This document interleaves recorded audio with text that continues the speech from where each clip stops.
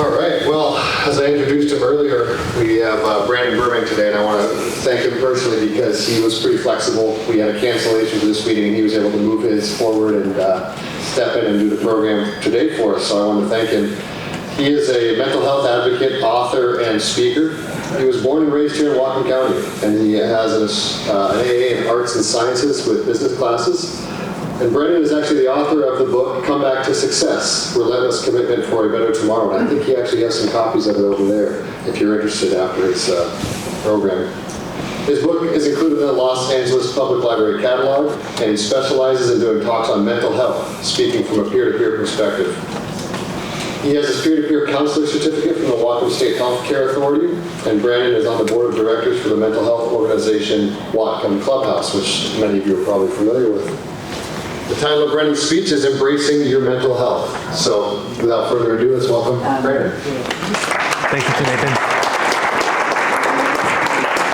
Hey guys, Brandon Burbank here, and it's an honor to be able to talk with you guys about an important topic that a lot of people are impacted by, and that's mental health. To be honest with you, I'm going to give you a little bit of synopsis about my story and what I've been through, the challenges that I've had to overcome, and how I've been able to defy the odds and become the best version of myself.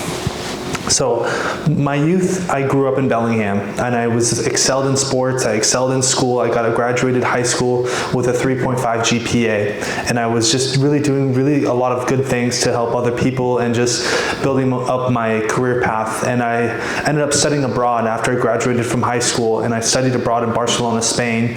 As a result, though, I returned home feeling very depressed, very lost, and very unsure about what the future holds. And so I had to ask myself, how do I get through this? And this was the first mental health challenge that I had experienced in my life. I had to ask myself, what am I going to do to get through this challenge? And so it was from a lot of family support and in some time of going through these challenges with my mental health, I ended up in the hospital for the first time ever.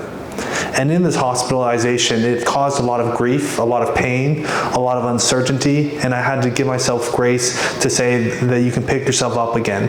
But the other underlying factor behind this hospitalization when I was 19 years old was I was diagnosed with a condition called bipolar disorder.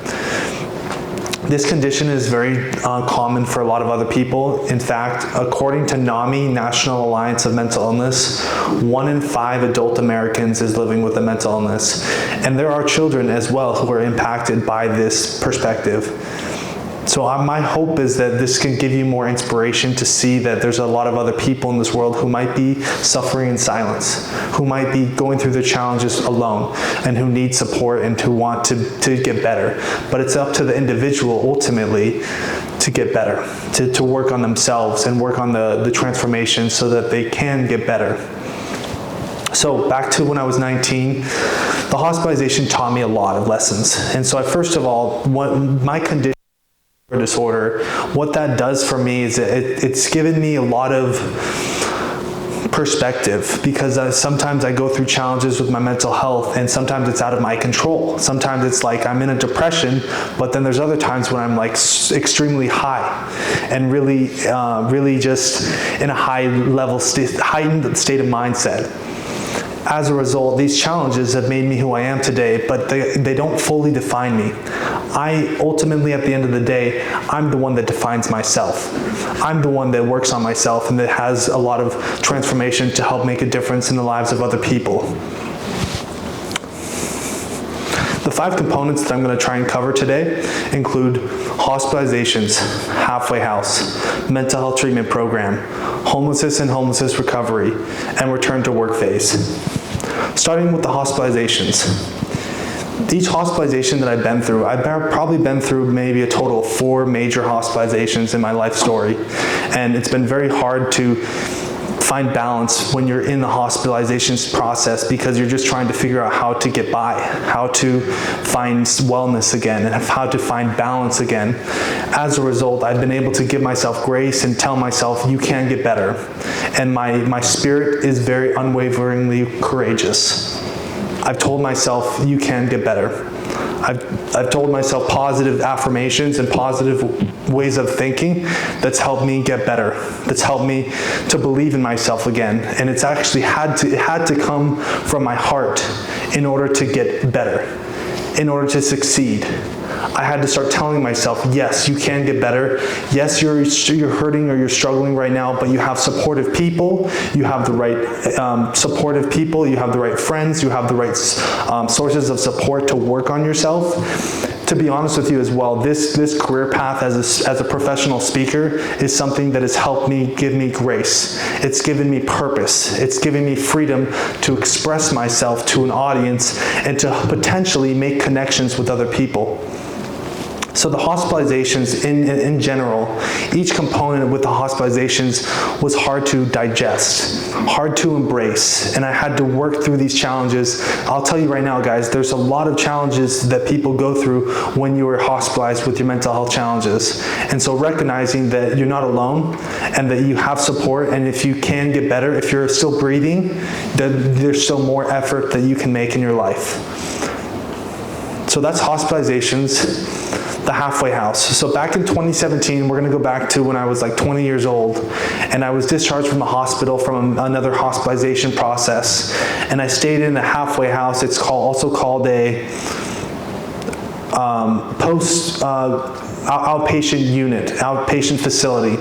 And in this facility, I went through a lot of challenges with feeling neglected, feeling alone, feeling abandoned.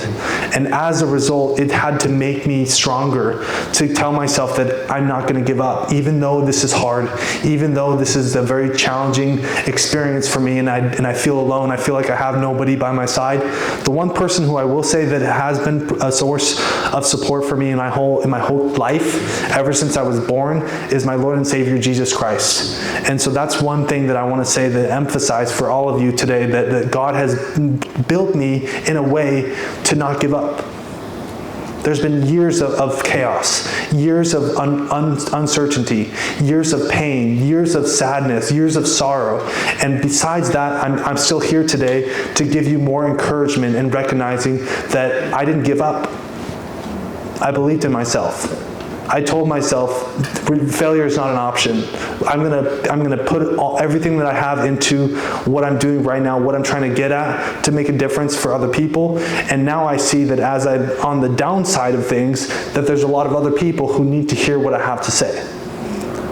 There's a lot of people who want to get better, but they don't know how. Sometimes it's just a matter of pointing people in the right direction to give them grace, to give them understanding, to give them empathy, to give them support.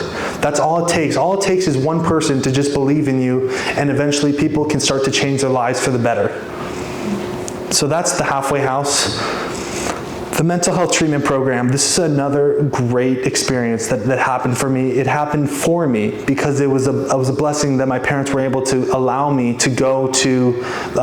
It was in Atlanta, Georgia. It's called Skyland Trail, and it's a mental health treatment organization program in Atlanta, Georgia, where I went there and I took part of the 90-day program.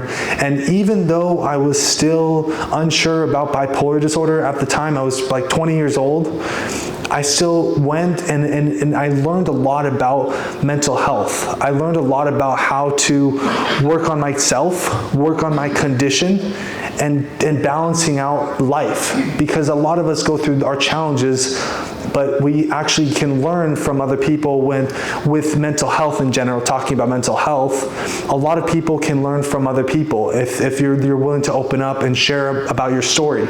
So for me, going to this mental health treatment program, it gave me more ways of how to cope with my depression, how to cope with when I go through a manic episode, how to better balance that and find better wellness so that I can avoid a hospitalization or avoid a crisis. All these things of what the beautiful thing of what the mental health organization has done for me is it's given me hope, and it's given me a chance to say that even though I have a diagnosis, it doesn't fully define me. I'm the one that defines myself. I'm the one that gives myself the ability to say, yes, we can succeed. Yes, we've been through a lot, but there's hope. There still is transformation process that can change the lives of other people. The next part I'm going to talk about is the homelessness and homelessness recovery.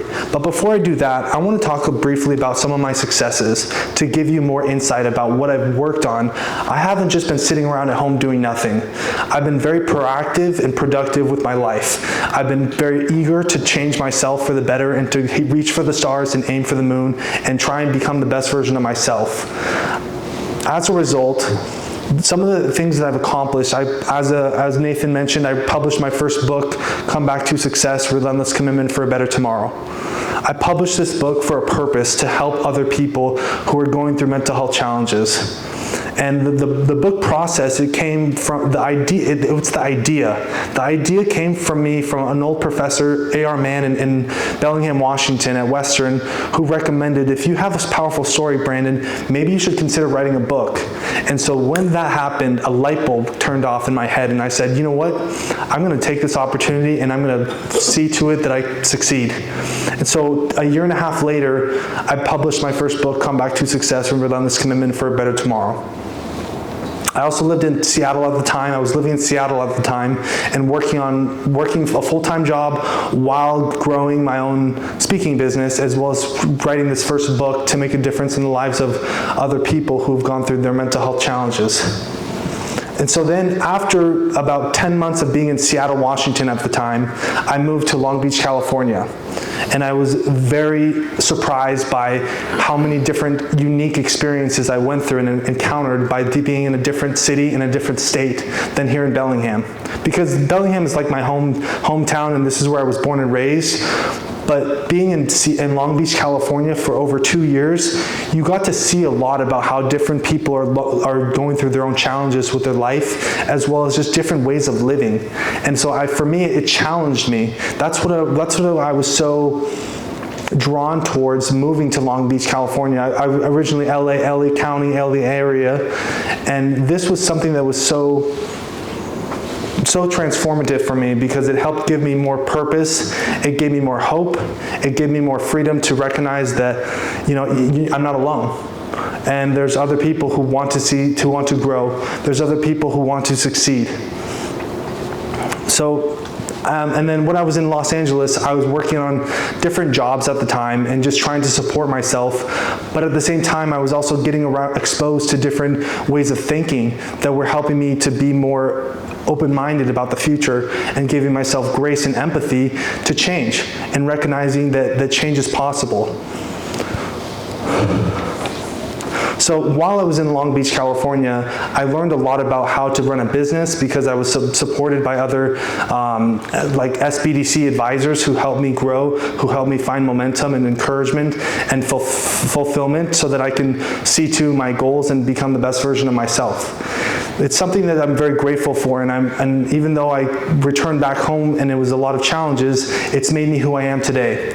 And so I'm not giving up on myself. Rather than giving up on myself, I'm telling myself, how do I get better? How do I do it differently? There's a famous quote by Thomas Edison. I think it took him over 10,000 times to build a light bulb before he got it right. That's the same perspective that I'm thinking about with my own speaking business right now. It's taking me thousands of times, hundreds of times, perfecting my craft, working on myself before I get it right, before it really makes an impact. But I'm not giving up because I care so much about my purpose, my passion, the insight that I can provide, the awareness around mental health. It's unique to my story. And so that's why I'm so passionate around trying to help make a difference in the lives of other people and giving people empathy and support. So step 4, we're going to move on to step 4. Homelessness and homelessness recovery.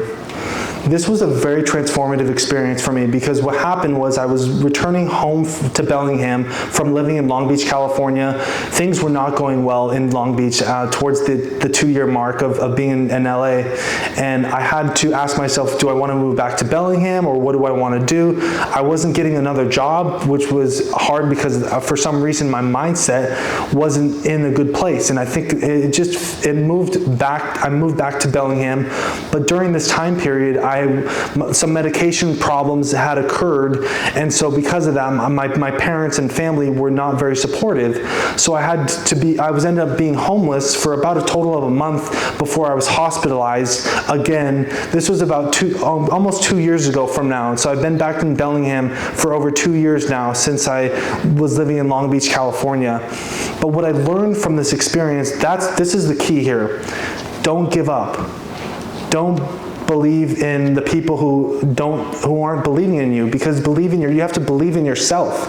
You have to tell yourself, yes, I can be great at something. Yes, I can make a difference in the lives of other people. But here's the thing, it's like when I was in the throes of my challenges, I didn't give up. I tried to like weather the storm in a way, and just giving myself grace, giving myself empathy, and treating myself with kindness to not become victimhood to my circumstances. So let me tell you a little bit more about the homelessness situation, because each situation is different, but a lot of people who know what it's like being homeless, it's hard. It's very difficult. You don't know when your next meal is coming from. You don't know when your next place of living is coming from. And that's exactly what it looked like for me. So just to give you more insight around that, but it's like I made the discerned decision to go back to the hospital, because it was either that or continue being homeless. And so that's when I went through another major hospitalization, and that's given me more insight on how to better help myself. Being what I've learned from this experience is being able to recognize that these challenges are part of my life story. They're part of my journey, but they don't fully define me. And I give myself grace and tons of opportunity to tell myself that we can succeed, that there are better days that are coming for myself, and that other people can make a difference in the lives of other people as well. And the last part is the return to work phase. So the return to work phase, this is brilliant.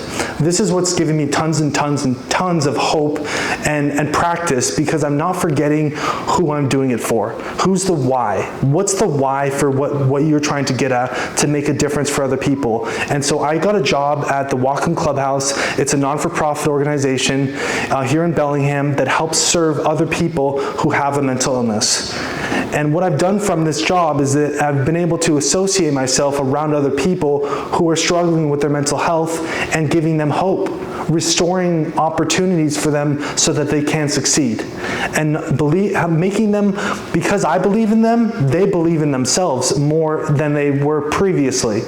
And there's a lot of demand for what I can provide to helping other people on this platform, as well as through other forms of ideas.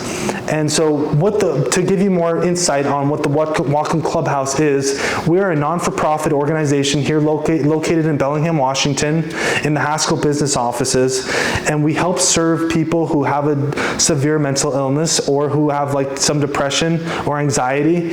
And we help people by giving them a source of support to work on their social skills, to work on their personal skills, to work on their career-related skills, educational goals, all these things, which it sounds great. Yes, it sounds awesome, and it's very encouraging, but the bottom line is that there's a lot of people who sometimes they don't function at their best. And so that's where it's like recognizing that each person is going through their challenges, but giving them empathy and giving them grace to change and to accept that they can't do it all right away. But this, honestly, what this does for me is it gives me hope to see that other people can change, that other people can grow from their recovery from mental health challenges, and recognizing that they're not alone.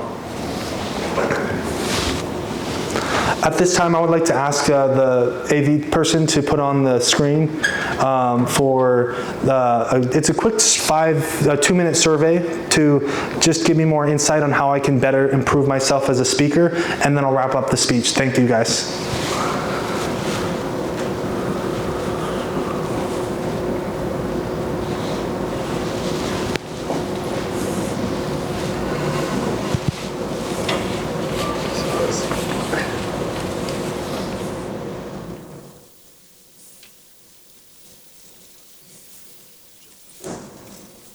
And just give me a heads up, or give me a hands raised when you're done, so then I know when to finish.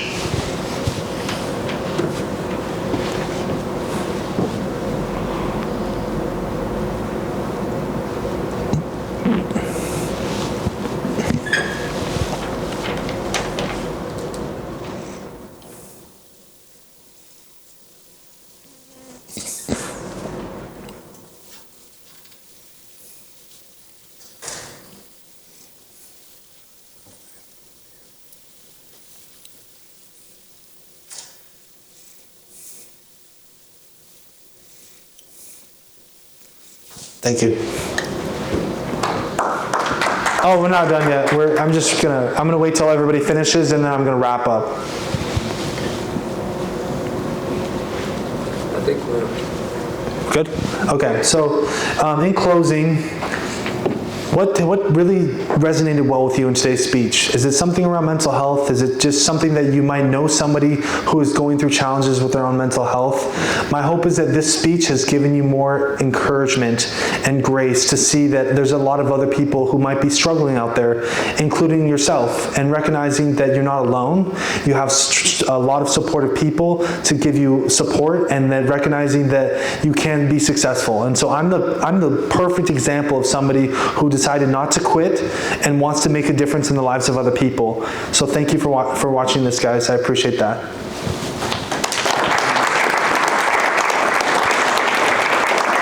I'm going to have books for sale over in the corner as well after the meeting. So thank you.